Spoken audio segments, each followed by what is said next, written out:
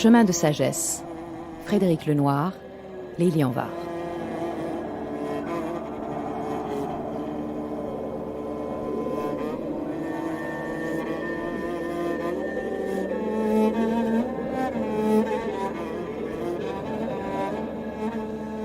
Bonjour Frédéric Lenoir. Bonjour. Nous nous retrouvons donc pour une deuxième émission sur ces chemins de sagesse que vous nous proposez cet été. Et la dernière fois, nous avons essayé de définir ce que c'était que la sagesse, pourquoi on devait, ou on pouvait en tout cas, s'exercer à mener une vie sage. Et aujourd'hui, nous allons peut-être explorer de manière plus approfondie les diverses manières de se connaître soi-même pour atteindre à cette sagesse dont nous avons parlé la dernière fois. Alors, on va donc commencer tout simplement par cela. Est-ce que la connaissance de soi, qui est quand même un universel, que ce soit dans la philosophie ou dans les spiritualités, qu'elle soit antique, orientale ou occidentale, est-ce que cette connaissance de soi est, pour vous, la base d'une vie sage ? J'en suis convaincu, même si évidemment on pourrait dire que les méthodes, les moyens, les outils de connaissance de soi sont extrêmement divers.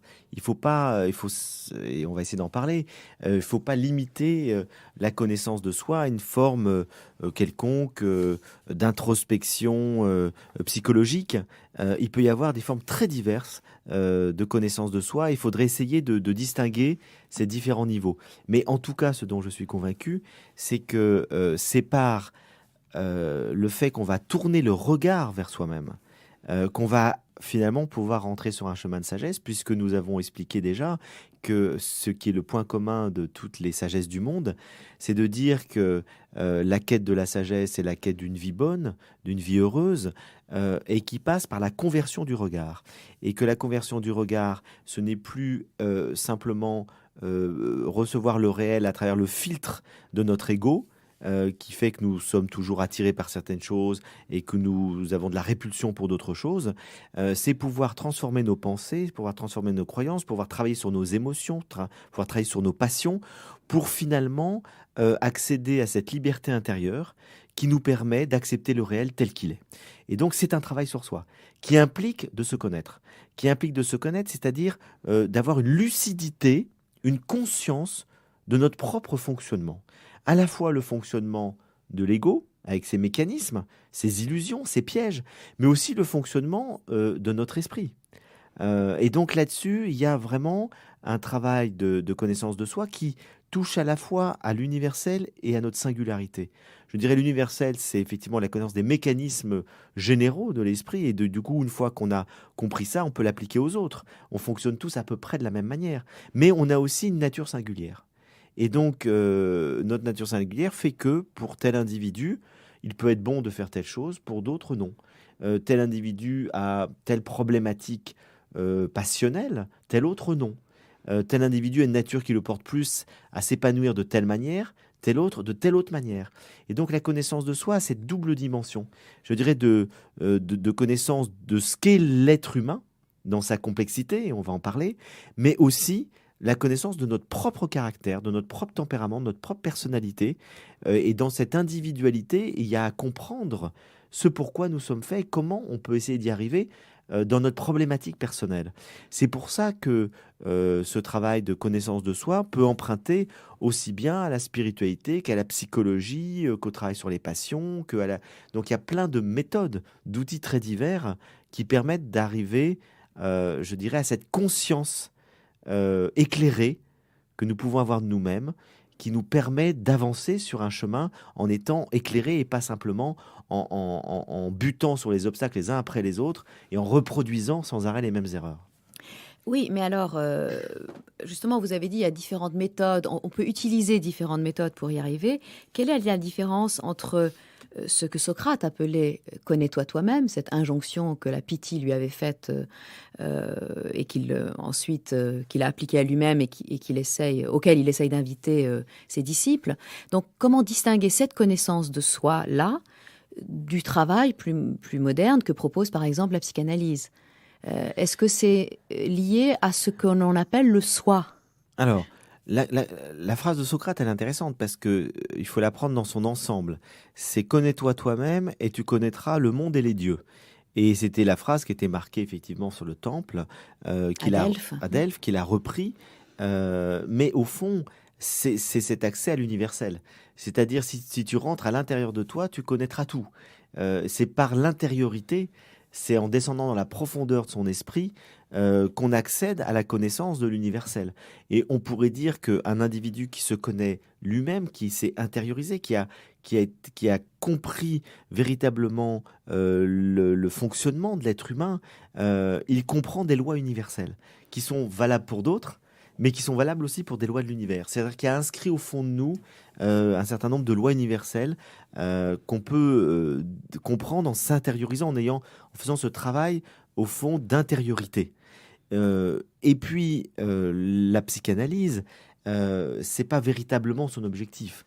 Elle a un objectif qui est beaucoup plus de nous libérer d'un certain nombre d'illusions qui sont de dénouer un certain nombre de nœuds qui se sont formés au cours de principalement notre parcours de vie, de notre petite enfance, qui fait que nous ne sommes pas pleinement nous-mêmes et que nous fonctionnons par un mécanisme de répétition.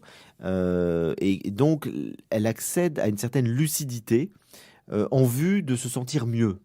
Donc c'est pas tout à fait la même visée, Socrate et la psychanalyse. Mais dans les deux cas, et dans tous les cas des courants de sagesse, il y a quand même un point commun qui est le désir d'avoir une certaine lucidité, c'est-à-dire d'avoir une certaine conscience juste de soi-même, même si la profondeur recherchée n'est pas la même, même si l'objectif final n'est pas forcément le même.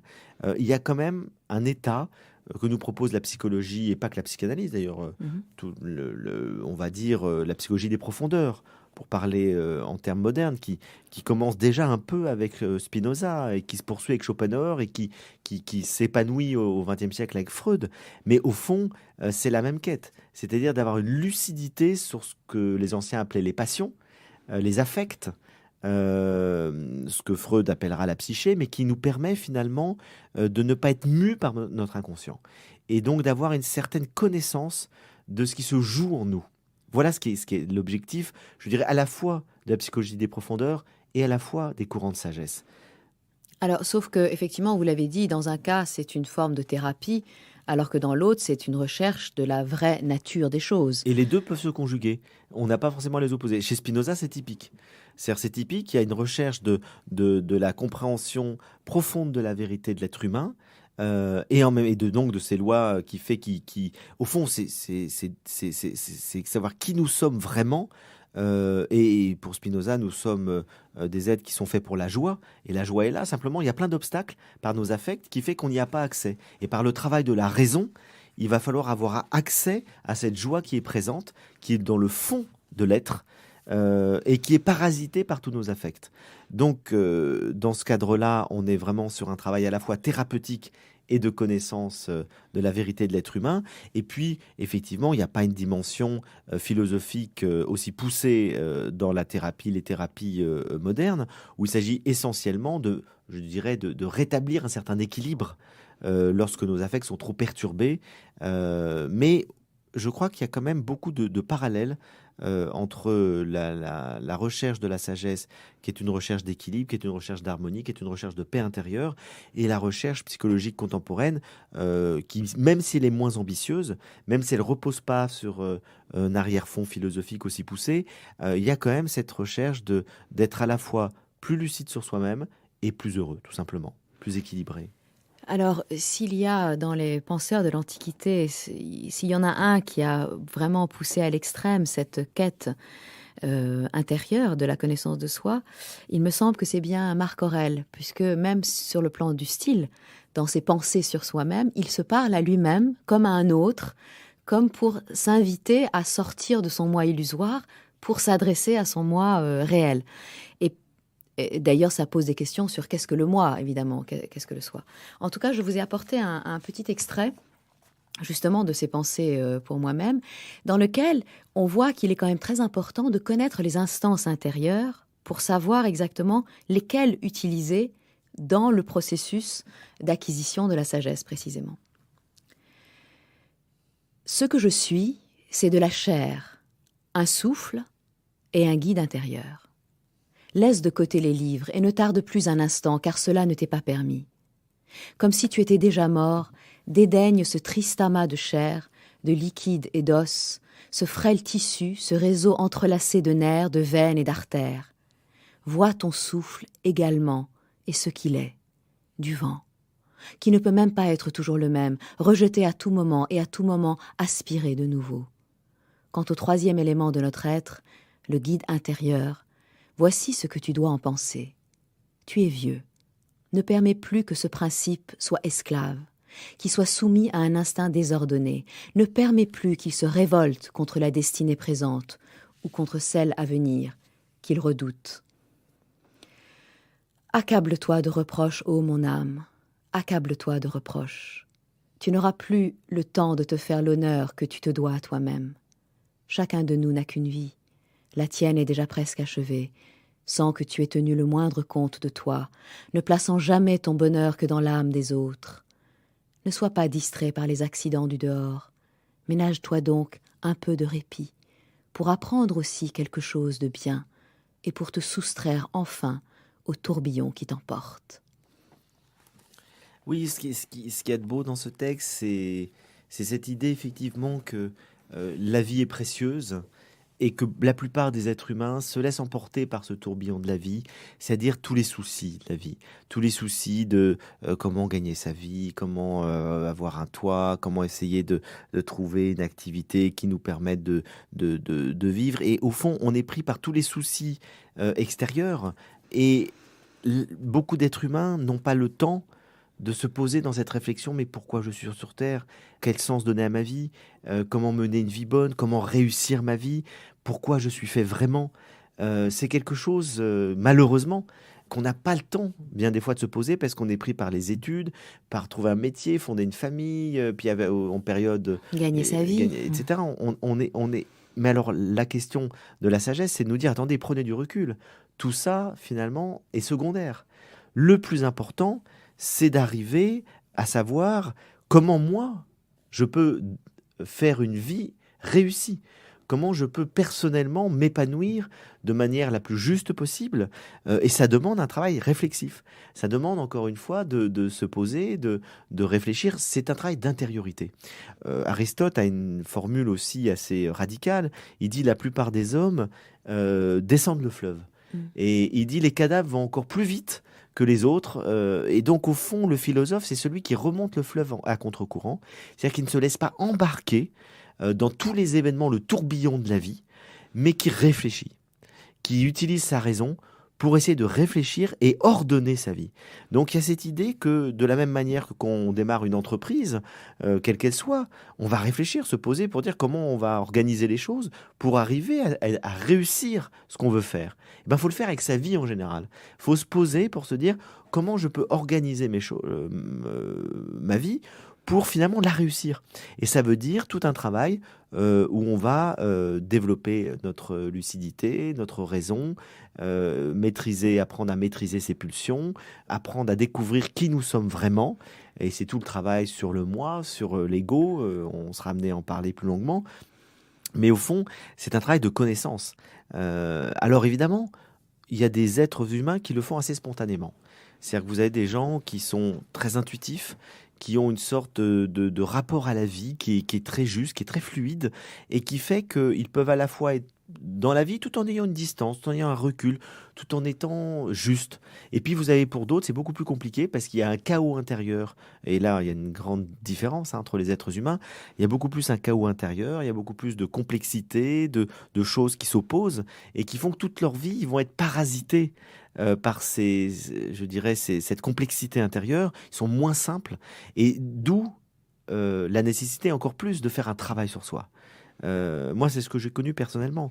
J'ai vraiment eu besoin de faire un travail sur moi. J'ai vraiment eu besoin de faire une réflexion, de la méditation, des thérapies pour arriver à me comprendre, pour arriver à comprendre pourquoi j'avais cette complexité, pourquoi j'étais finalement tourmenté par un certain nombre de choses, angoissé par d'autres.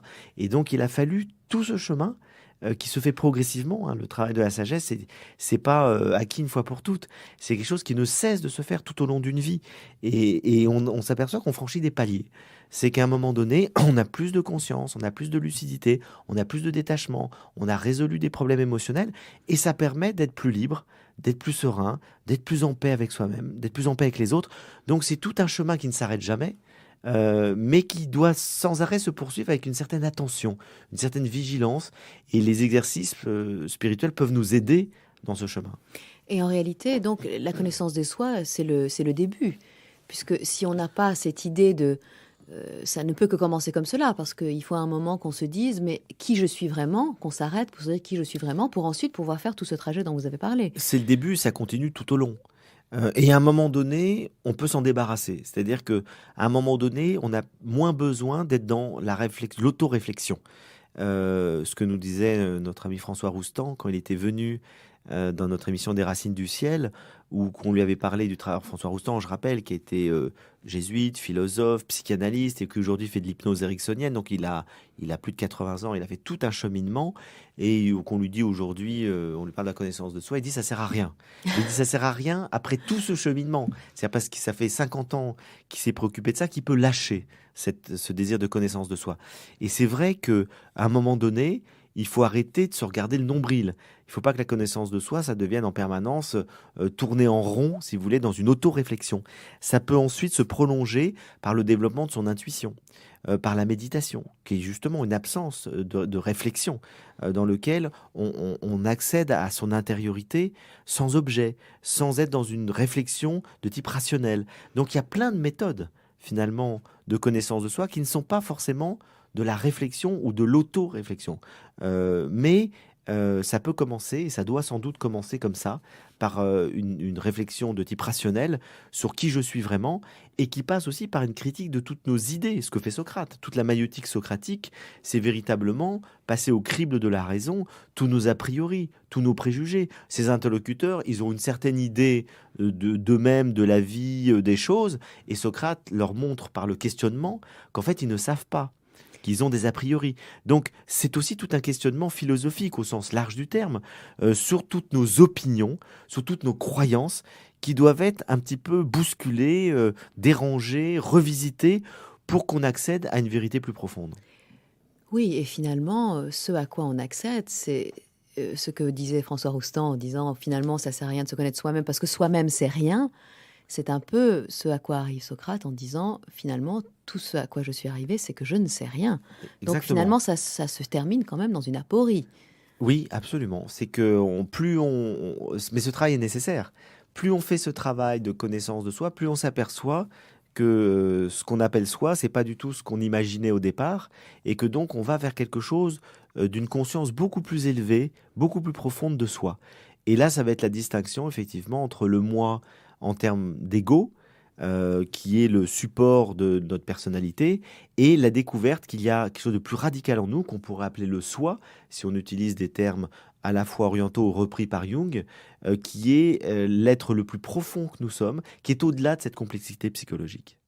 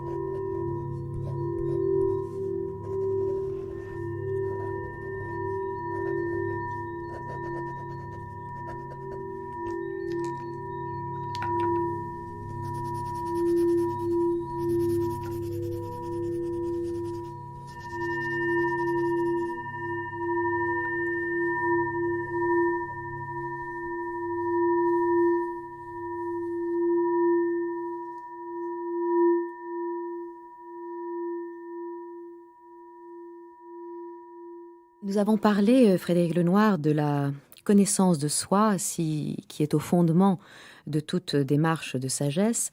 Mais je voudrais que nous allions un peu plus loin dans cette idée et que nous parlions finalement de ce mot qui revient sans cesse sous la plume des sages de l'Antiquité, des philosophes de l'Antiquité, à savoir le mot de nature. C'est-à-dire, ils disent en réalité que la sagesse, c'est vivre selon la nature et selon sa nature. Donc, selon ce que nous sommes réellement. Encore faut-il savoir ce que nous sommes réellement.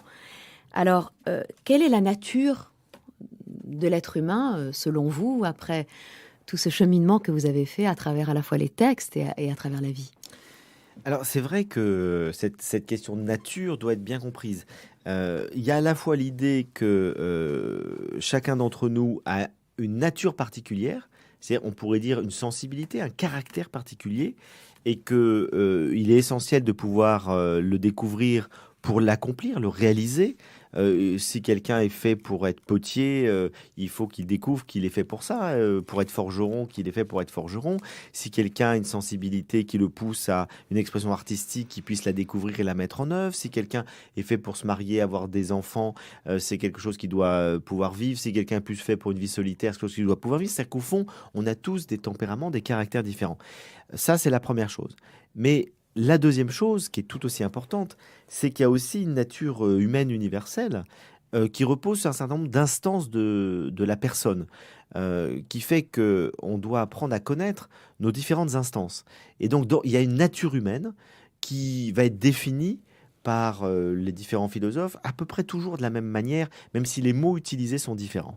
Et on pourrait dire globalement qu'il faudra apprendre à distinguer le corps physique, avec sa dimension des sens, sensorielle, du corps psychique, c'est-à-dire sa dimension des affects, des passions, des émotions, mais c'est toujours une dimension corporelle, d'une troisième instance qu'on va appeler le nous, l'intelligence, l'esprit, l'âme, mais l'âme en termes de spirituel. Donc Mhm. c'est pour ça que je préfère L'âme pas utiliser spirituelle. oui, et le mot âme, je préfère l'utiliser, ne pas trop l'utiliser, parce qu'il est piégé. Et il peut être compris soit comme l'âme corporelle, c'est-à-dire le siège finalement des passions, soit comme l'âme spirituelle, c'est-à-dire le siège de l'esprit. Mhm. Et c'est pour ça que c'est un mot selon la manière dont on va l'utiliser. Donc je préfère parler du corps physique ou du corps psychique et de l'esprit. Entendu comme, alors là on l'entendra plutôt dans les traditions plus religieuses, comme la fine pointe de l'âme, comme dit Thomas d'Aquin, l'esprit c'est la fine pointe de l'âme. C'est-à-dire pour les traditions spirituelles, le siège du divin, dans lequel finalement c'est par cet esprit que nous pouvons ordonner tout le reste. C'est-à-dire travailler sur les passions, les émotions, le corps, etc. Mais peu importe les mots, il y a donc ces dimensions à la fois physiques, psychiques, spirituelles dans l'homme. Et d'ailleurs, tous les philosophes, aussi bien que les spirituels, aussi bien que d'ailleurs que dans les religions, il y a toujours ces prolégomènes à tout travail spirituel, c'est quand même de définir la nature de l'être humain. C'est très important de se dire, voilà, il y a ces différentes C'est à instances. la fois très important et pas nécessaire. C'est très important lorsqu'on réfléchit sur l'être humain d'avoir une conception anthropologique et puis qui est fondée sur l'expérience finalement. Parce que moi, ce qui m'a vraiment frappé en lisant à la fois le bouddhisme, les sages de la Chine, les sages indiens, les philosophes de l'Antiquité, un certain nombre de philosophes plus modernes comme Spinoza, c'est que finalement, ils disent tous à peu près la même chose. C'est-à-dire qu'ils arrivent toujours à définir l'être humain avec des mots un peu différents, sous ces différentes grandes instances. Et donc, c'est bien le fruit d'une expérience. On n'est pas dans la théorie là. Mm. C'est vraiment parce qu'on a une vie intérieure, qu'on a une connaissance de soi, qu'on comprend la nature de l'être humain. Et on rejoint Socrate, connais-toi toi-même, tu connaîtras le monde et les dieux. C'est-à-dire, tu connaîtras tout, finalement, toutes les lois universelles, parce qu'elles sont inscrites au cœur de l'être humain. Et donc, les instances de l'être humain, on les découvre par soi-même. Mais les mots nous aident. C'est-à-dire le fait de savoir qu'on peut distinguer effectivement la psyché en termes que c'est des passions, de l'âme spirituelle en termes de l'esprit qui va pouvoir ordonner les affects, travailler sur les passions. Ça permet de comprendre qu'il y a à l'intérieur de nous, je dirais, quelque chose qui n'est pas réductible à notre psychisme. Et beaucoup de gens ne le voient pas. Parce qu'on est dans notre expérience, je dirais, d'introspection première, on est confronté au psychisme. Donc on est confronté à nos affects, à nos émotions, et il conditionne un peu tout. Et donc le fait de savoir qu'il y a quelque chose de plus radical que la psyché, qui est l'âme spirituelle ou l'esprit, dans lequel demeure une impassibilité, une joie profonde, quelque chose qui ne peut pas être atteint par toutes je dirais, ces événements de la vie qui ont heurté, fragilisé, marqué notre psyché. C'est quelque chose qui peut être très aidant, même si on l'a pas encore découvert par sa propre expérience. Mais c'est quelque chose qu'on peut tout à fait découvrir. Et moi, je peux vraiment dire que l'expérience de la méditation que j'ai découvert dans le bouddhisme il y a 30 ans m'a aidé à faire l'expérience de l'esprit, à découvrir que dans ce silence intérieur et par la pratique d'une répétitive de cette expérience de la méditation, entendue comme ce silence profond dans lequel on laisse taire toutes les émotions, toutes les pensées, tout le mental, etc., on découvre qu'il y a une sorte de sanctuaire secret à l'intérieur de soi qui est toujours en paix, dans lequel il y a une lumière, une forme de lumière qui est présente et qui nous permet finalement de dépasser tout l'état de confusion dans lequel on peut être dans nos émotions. Et une fois qu'on accède à cette expérience intérieure, qui est une forme d'expérience mystique, si on l'entend dans un sens plus occidental, on s'aperçoit qu'au fond, on ne s'identifie plus à nos émotions. Et à notre corps. Et à notre corps et à nos affects. Oui, parce que beaucoup de gens s'identifient qu'à leur corps. D'accord. Et en même temps, le corps est toujours là. Mais il est habité par cet esprit qui permet finalement de mettre une distance. Et c'est très important parce que la sagesse ne peut se développer que si on arrive à mettre cette distance et à ne pas être tout le temps, à ne pas s'identifier en permanence à nos affects, à notre corps, à nos émotions, parce qu'ils sont en permanence dans un état d'ébullition. Et donc ça veut dire aussi que lorsqu'on a par exemple une colère qui surgit, on ne va plus s'identifier à cette colère. On va dire simplement, on va pas dire je suis en colère, on va dire il y a une colère qui est présente. Mais le je est plus profond que la colère, puisqu'on a identifié un je à travers l'expérience de l'esprit qui est plus profond que l'émotion qui est en train de se manifester et qui donc peut la maîtriser.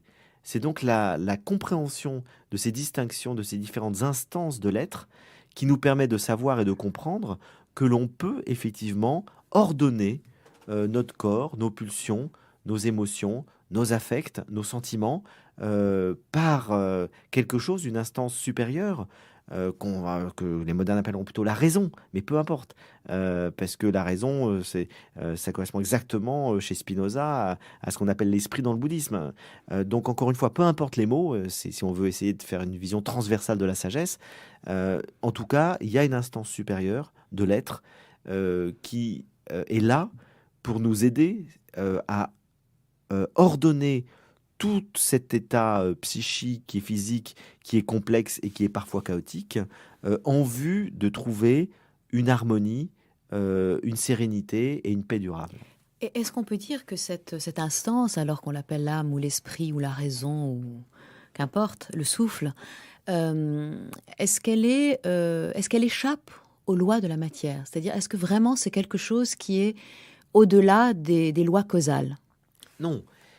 Tout est, je dirais, en ce bas monde, tout est conditionné par l'espace, le temps, les lois. Donc l'esprit et la matière sont liés. On peut absolument pas, on peut les distinguer, on ne peut pas les séparer. C'est toujours la même chose. On ne fait aucune expérience finalement radicale d'une séparation. On peut distinguer les choses. Et au fond, je crois que la seule chose qu'on peut comprendre par l'expérience, c'est qu'il y a des instances distinctes mais qui sont toujours entremêlés. Et tant qu'on est dans ce corps est là, et il conditionne aussi notre esprit. Et donc tout est mêlé. Mais simplement le fait d'avoir une conscience de différentes instances qui n'ont pas la même dimension peut nous aider profondément à avancer, esprit et matière confondus, pour essayer encore une fois d'avoir un état intérieur d'harmonie. Mais distinguer ne veut pas dire séparer radicalement. Nous n'avons pas en cette vie une expérience de la séparation du corps et de l'âme. Oui, ce que je voulais dire par là, c'est que, évidemment, quand je dis au-delà de la loi causale, c'est pour vous amener aussi à parler de la question de l'immortalité. qui, même dans des traditions qui ne sont pas particulièrement religieuses, sont souvent présentes. L'idée que l'âme est immortelle et que c'est à cette part immortelle qu'il faut s'attacher à travailler.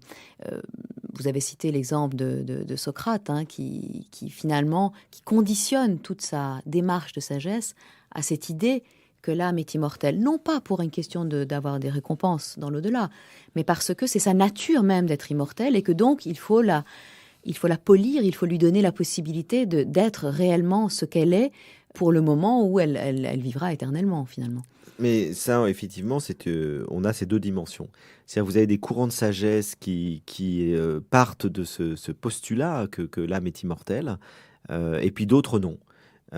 Et donc là-dessus, on s'aperçoit que même si il y a une vision tout à fait différente de l'âme, avec cette dimension divine pour certains, et que l'âme est une parcelle du divin qui doit retourner au divin, et que donc elle est immortelle. Et que donc sa nature, c'est d'être Sa divine en nature, c'est d'être réalité. divine, voilà, la nature divine de l'âme. Pour d'autres, il n'y a pas cette dimension-là, et on arrive quand même, finalement, à peu près au même, aux mêmes descriptions, si vous voulez, des exercices spirituels. C'est-à-dire que le chemin peut être le même. Simplement, la conception ontologique de l'esprit n'est pas la même. Et c'est ça qui est intéressant. C'est de voir que quelles que soient les croyances qu'il peut y avoir sur l'immortalité ou la non-immortalité de l'âme, le chemin proposé est à peu près le même. Donc je dirais que c'est pas la question radicale. Ça peut évidemment prendre des formes très différentes. On peut ne pas du tout avoir le même type de pratique spirituelle selon qu'on croit en l'immortalité de l'âme ou pas, où on peut, dans un cas, prier, dans un autre cas, méditer, il peut y avoir des différences, mais on va toujours faire ce travail d'intériorité, ce travail de silence intérieur, ce travail d'ordonner, de maîtriser ses passions, de recherche d'une liberté intérieure. Finalement, on s'aperçoit que les exercices ont la même finalité, même si effectivement la conscience de soi-même n'est pas la même selon qu'on croit dans un divin ou pas, ou selon qu'on croit en l'immortalité d'une âme personnelle ou pas. Parce qu'il y a différentes formes d'immortalité. Il peut y avoir effectivement la conception, ce qui est celle des monothéistes, n'est pas du tout celle de l'Orient. Et à l'intérieur de celle de l'Orient, la conception du bouddhisme n'est pas la même que celle de l'hindouisme. C'est-à-dire qu'on a plus ou moins conscience d'une individualité ou pas, qui va subsister.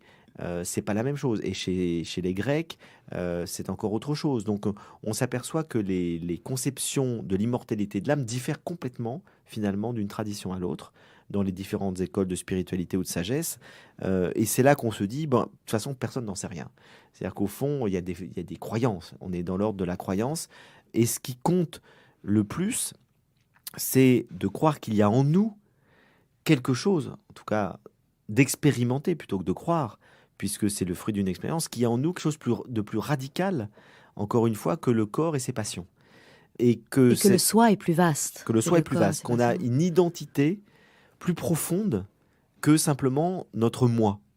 Notre moi ou notre ego qui structure toute notre vie psychique. Et donc faire la découverte, et encore une fois, plus par l'expérience que par la croyance, même si les deux peuvent coïncider.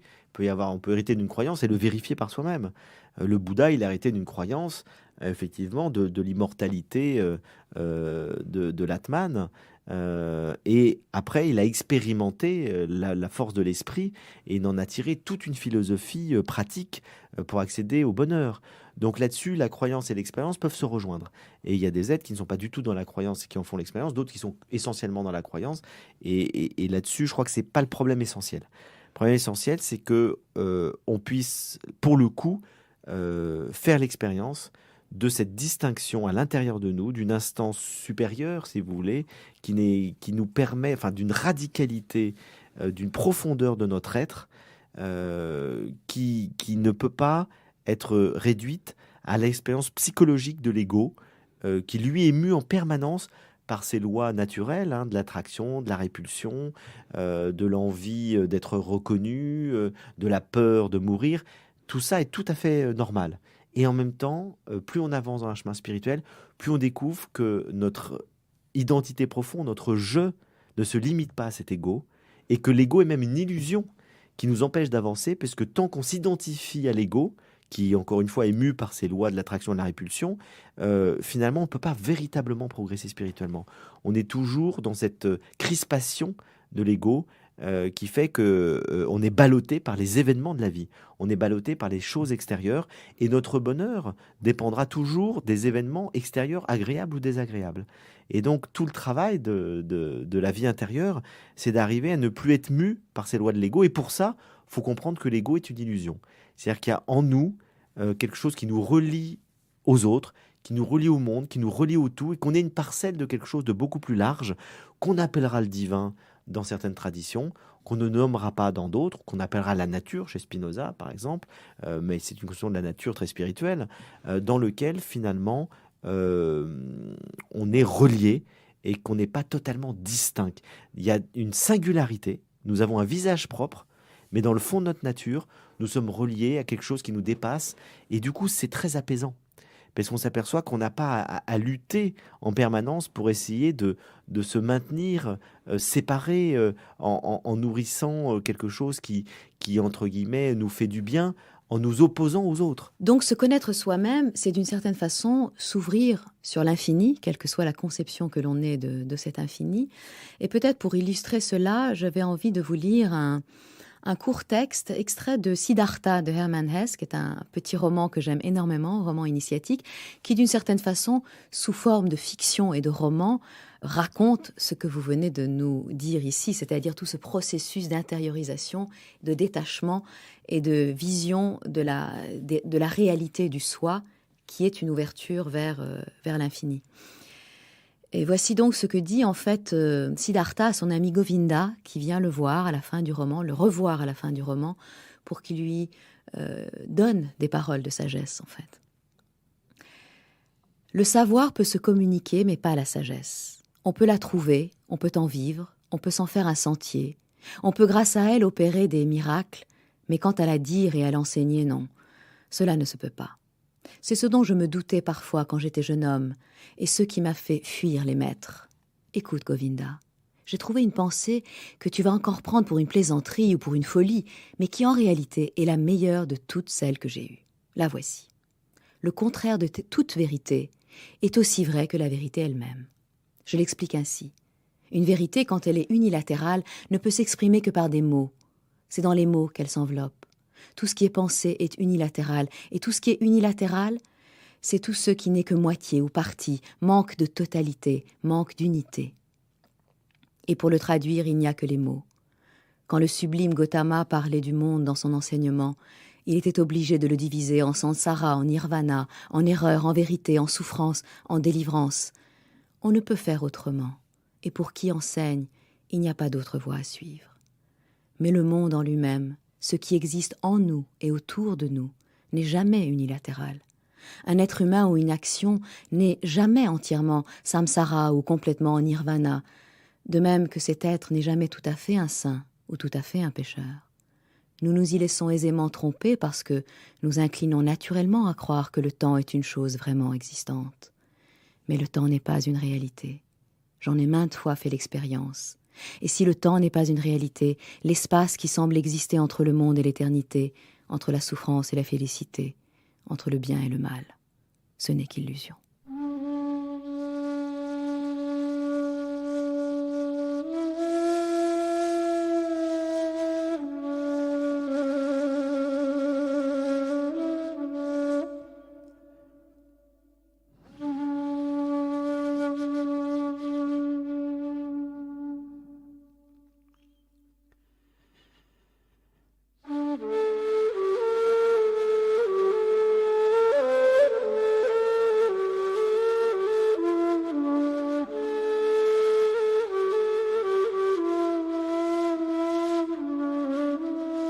Chemin de sagesse, Frédéric Lenoir, Lélie Anvar.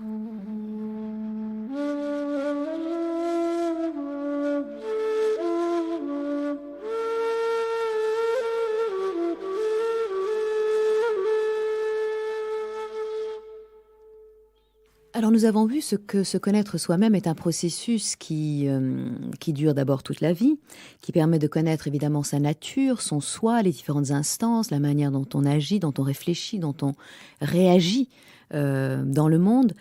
Mais peut-être que, à ce point de notre discussion, il serait quand même important de bien préciser la différence entre l'ego et le soi, puisque dans la sagesse, il convient quand même, en général, d'éliminer tout ce qui vient de l'ego pour accéder à la plénitude du soi. Alors, il ne s'agit pas tant d'éliminer tout ce qui vient de l'ego que d'en être conscient et de plus être mu par l'ego uniquement. C'est-à-dire, en fait, il s'agit d'acquérir une liberté par rapport à la tyrannie de l'ego. Mais on ne peut jamais quitter l'ego, d'une certaine manière. L'ego est toujours présent, notre personnalité est toujours là. On peut simplement prendre conscience de son caractère illusoire. Illusoire dans le sens où il n'est pas le tout de notre être. Et donc, alors que le problème, c'est que nous commençons par naître spontanément avec ce sentiment que nous sommes notre ego. Et donc, cet ego, qui est ce je, nous distingue des autres, nous sépare des autres, et on perçoit le monde à travers ce qui nous attire et ce qui nous fait peur. Et donc, globalement, par le fonctionnement de notre ego, on va chercher à aller vers l'assouvissement de tous nos désirs, et on va repousser tout ce qui nous fait peur, tout ce qui nous fait mal, tout ce qui finalement n'est pas agréable. Donc c'est l'agréable et le désagréable qui est la loi fondamentale de l'ego. Or, dans la vie, on s'aperçoit qu'on ne peut pas maîtriser ça. Il y a des événements agréables, il y a des événements désagréables qui surviendront tout le temps. Et donc, si on reste soumis déjà simplement à la loi de l'ego, on ne pourra jamais être heureux. On pourra vivre des plaisirs très forts, parce qu'on va choisir un maximum de choses qui nous font plaisir. Mais comme on ne peut pas contrôler le réel, on peut tout à fait tomber malade, on peut tout à fait être quitté par quelqu'un qu'on aime, on peut tout à fait ne pas obtenir quelque chose qu'on recherche, on peut avoir des échecs. Donc, la vie est faite en permanence de choses qu'on ne peut pas maîtriser. C'est pour ça que toute la réflexion des sages, en tout cas de ceux qui se sont lancés sur ce chemin de sagesse, c'est comment arriver à avoir un bonheur stable, alors que le fonctionnement même de l'ego implique forcément une alternance de choses agréables et désagréables, et on va dire de bonheur et de malheur. Et c'est toute la réflexion de la sagesse est là. Et en observant finalement, en s'observant soi-même, en allant dans ce travail de connaissance de soi, les sages ont tous fait la même expérience, qu'il existait quelque chose de plus profond que l'ego, qu'il existe dans l'être humain ce qu'on pourra appeler le soi pour faire simple et rester dans la terminologie que vous avez utilisée, qui est quelque chose de plus radical, qui n'est pas soumis à cette loi de l'attraction et de la répulsion, qui est un état d'être bienheureux, une sorte de béatitude qui existerait en nous, de joie profonde, de fluidité, et qui n'est pas immédiatement accessible à notre conscience. Ça peut peut-être l'être chez le petit enfant, le bébé qui naît. Et puis très vite, l'ego se développe, se construit, la personnalité se construit avec cette loi de fonctionnement de l'ego qui fait qu'on va s'identifier à notre ego. Et à ce moment-là, on oublie finalement cette espèce d'état de nature profonde qui est en nous, qui est mue simplement par l'émerveillement, la joie. Et puis très très vite, on s'identifie à notre ego. Et il faut faire un chemin finalement de travail sur soi, de connaissance de soi, pour découvrir d'une part que cet ego nous rend malheureux, en tout cas globalement malheureux, et d'autre part que nous ne sommes pas cet ego. C'est-à-dire qu'il y a quelque chose en nous de plus profond, encore une fois, qu'on l'appelle une part divine ou pas, quels que soient les noms qu'on donne, de plus profond, qui nous relie à la nature, qui nous relie au tout, qui nous relie à Dieu selon nos croyances, quels que soient les mots qu'on met, et qui ne peut pas simplement être réduit à ce fonctionnement de la conscience ordinaire qui est celui de l'ego. Alors, la question importante, c'est est-ce qu'on peut se débarrasser de l'ego ou pas? Oui, alors, et c'est aussi d'ailleurs la différence avec toute la démarche mystique qui prône l'anéantissement de l'ego, en effet. Et il y a beaucoup de traditions qui disent qu'il faut tuer l'ego. Oui. Moi, je n'y crois pas du tout. C'est-à-dire, je crois qu'on mourra avec notre ego, simplement, on en sera détaché.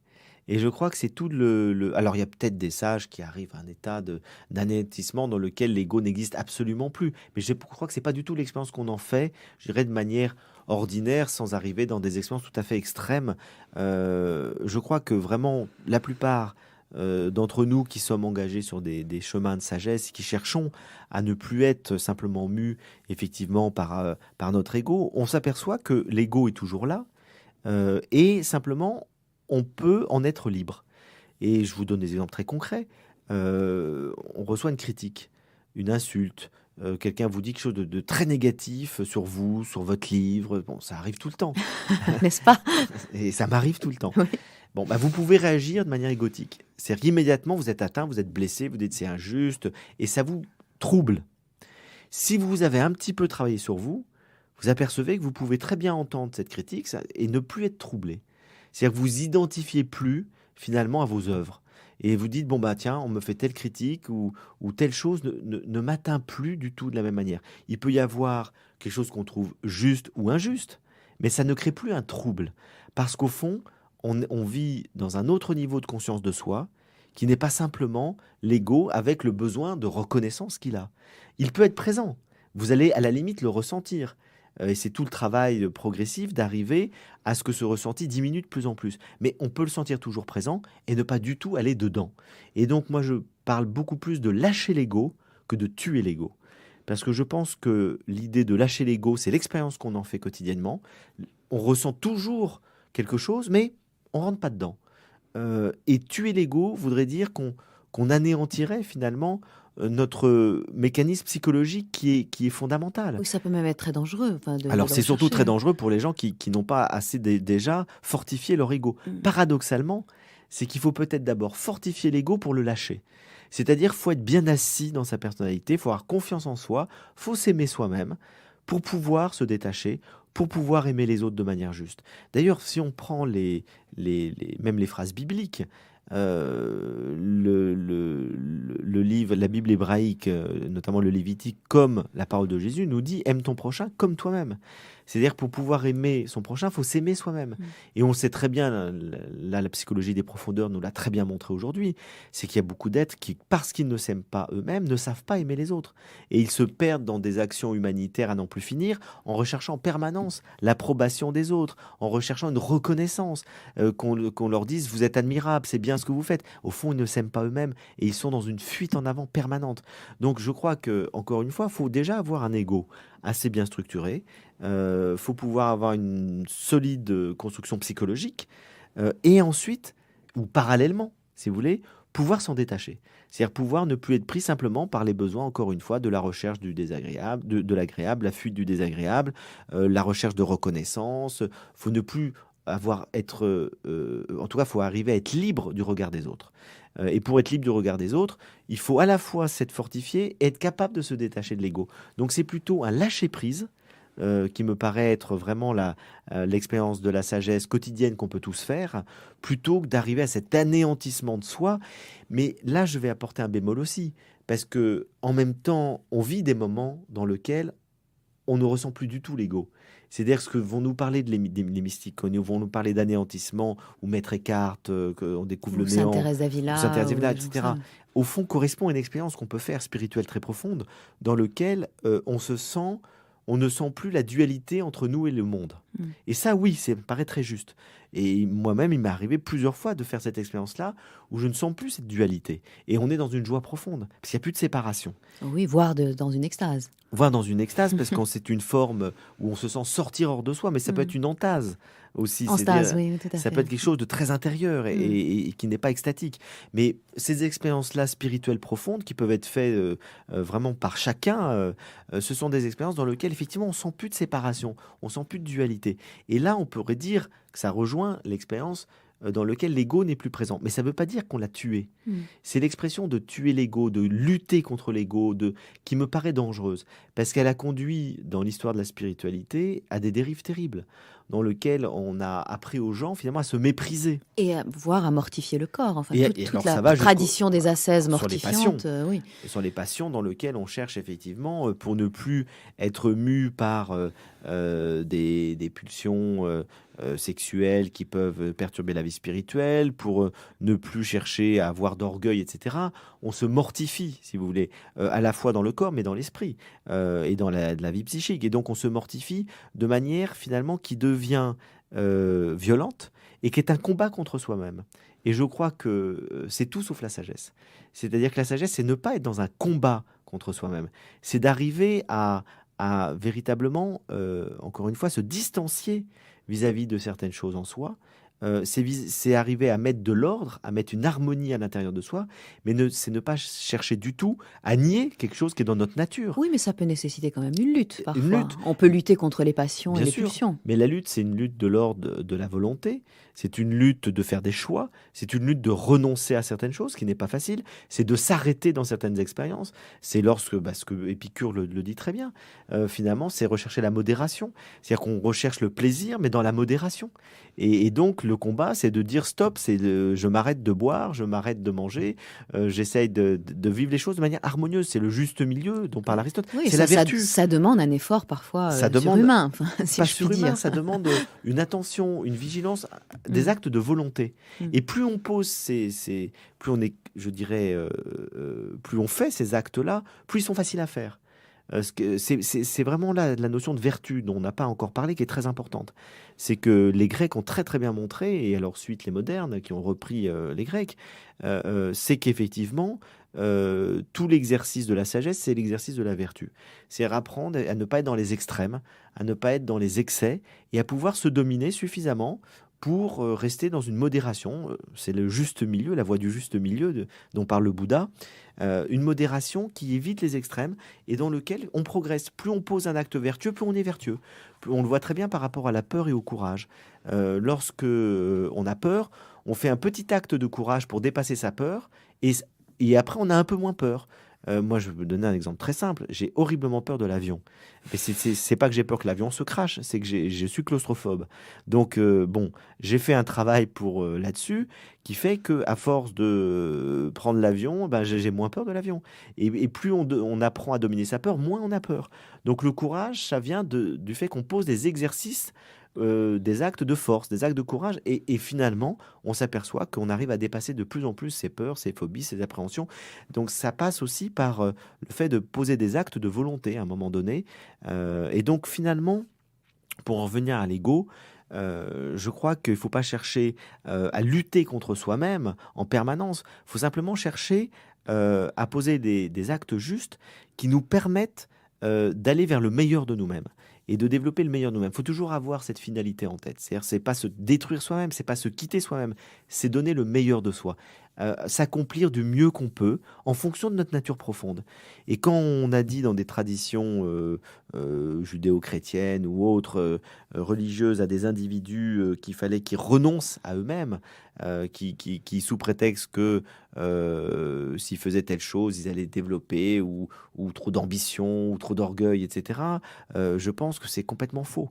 C'est on peut avoir une immense ambition pour soi-même. Mais cette immense ambition, c'est de réaliser ce que notre nature profonde nous pousse à être. Mais ça peut être très ambitieux. Donc là-dessus, je pense qu'il y a eu beaucoup de dérives dans la tradition, en tout cas celle que je connais le mieux, qui est la tradition chrétienne, dans lequel on a appris une sorte de mépris de soi qui n'est pas la même chose que la sagesse, qui est simplement ne plus être l'esclave de son ego. Et donc c'est toujours l'idée de, finalement, dans ce juste milieu, peut-être que le bouddhisme a particulièrement bien développé cette idée-là, c'est que dans le juste milieu, il y a toujours cette idée de mettre les choses à distance, c'est-à-dire à distance égale les unes des autres. Aussi bien d'ailleurs le plaisir que le déplaisir. Mais bien sûr, c'est de ne pas aller dans les extrêmes. C'est pour ça que l'ascèse radicale, le Bouddha y a renoncé totalement. Il a commencé par ça. Le Bouddha, quand il recherchait comment être vraiment heureux, il a commencé par l'ascèse. C'est-à-dire ne plus manger pendant des semaines entières, mais faire que son corps, finalement, soit totalement maîtrisé. Puis il s'est rendu compte que c'était pas la solution. Et donc, il apprenait la voie du juste milieu, c'est-à-dire ne pas aller trop loin dans les plaisirs, mais ne pas aller trop loin dans le renoncement au plaisir. Finalement, dans l'ascèse. Et en même temps, n'être ni affecté par une trop grande joie, ni affecté par une trop grande souffrance. Exactement. Ni l'un ni l'autre. Voilà. Exactement. Garder une certaine distance par rapport aux choses. C'est ce que je disais tout à l'heure. On vous critique, et les autres ont le droit de vous critiquer. On vous fait des louanges. Et en même temps, il ne faut pas totalement s'identifier à cette louange et savoir que demain, on sera critiqué aussi. Et donc, c'est garder une certaine, effectivement, équilibre, gérer d'humeur par rapport, d'affect, par rapport aux critiques ou aux louanges. Oui, en effet. Alors, il y a un texte que j'aime particulièrement dans la tradition bouddhiste, qui résume en fait ce que vous venez de dire. C'est le sutra du serpent, avec au cœur cette image que, en réalité, quand on a réussi à faire ce lâcher prise, on est comme un serpent qui laisse sa peau toute usée, d'où le nom de ce sutra. Et donc, je vous en propose juste quelques extraits, parce que je pense que ça va tout à fait dans le sens de ce que vous dites. Celui qui, sans plus se projeter résolument dans l'avenir, ni ressasser le passé, s'est ainsi libéré de l'aversion pour un monde qu'il sait irréel, quitte le rivage de ce monde, pareil au serpent qui abandonne sa vieille peau toute usée. Celui qui, sans plus se projeter résolument dans l'avenir, ni ressasser le passé, s'est ainsi libéré de l'aveuglement pour un monde qu'il sait irréel, quitte le rivage de ce monde, pareil au serpent qui abandonne sa vieille peau toute usée. Celui chez qui il n'y a plus de tendance latente, qui a entièrement éradiqué les racines du mal, quitte le rivage de ce monde, pareil au serpent qui abandonne sa vieille peau toute usée. Celui que plus aucune inquiétude n'agite, et qu'aucune cause ne saurait retenir sur cette rive, quitte le rivage de ce monde, pareil au serpent qui abandonne sa vieille peau toute usée. Celui chez qui la foule des passions qui conditionnent son attachement au devenir a déserté, quitte le rivage de ce monde, pareil au serpent qui abandonne sa vieille peau toute usée. Et celui qui, ayant affranchi des 5 types d'empêchements, désir sensuel, malveillance, paresse, turpitude, agitation inquiète et doute, atteint le calme inébranlable, invulnérable et insensible au doute, et quitte ainsi le rivage de ce monde, pareil au serpent qui, en muant, abandonne sa vieille peau toute usée. C'est sur ce sutra donc que nous achevons notre 2e volet des chemins de sagesse avec vous, Frédéric Lenoir. Je voudrais juste préciser aux auditeurs qui souhaiteraient aller plus loin et réfléchir à tous ces thèmes que nous avons abordés, qu'ils peuvent donc lire votre petit traité de vie intérieure, publié chez Pocket, ou alors L'âme du monde, qui est une sorte de conte de sagesse aux éditions Nil. Merci beaucoup de nous avoir parlé si longuement de la connaissance de soi, et je vous dis donc à la semaine prochaine. Merci à vous, Lily.